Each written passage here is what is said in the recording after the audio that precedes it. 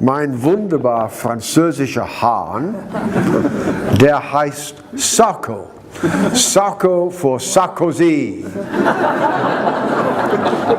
Und wann Sarkozy kam zuerst in unser Garten, er kam wie ein Islamist mit 4 Frauen. Und die erste natürlich war Carla Bruni, die Hübsche. Die zweite war die kleine Tyrann.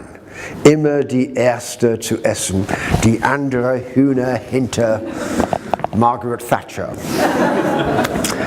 Die dritte, sehr, sehr energetisch, spricht den ganzen Tag, läuft da hin und her, ein Quasselstripper, ein neues Wort für mich, ein Quasselstripper, Hillary Clinton.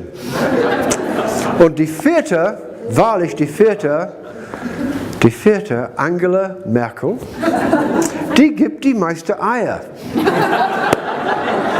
in meinen Garten. Ich habe die Zukunft von Europa. Wir haben die Kinder von Sarko und Mutti Merkel zusammen. Dankeschön.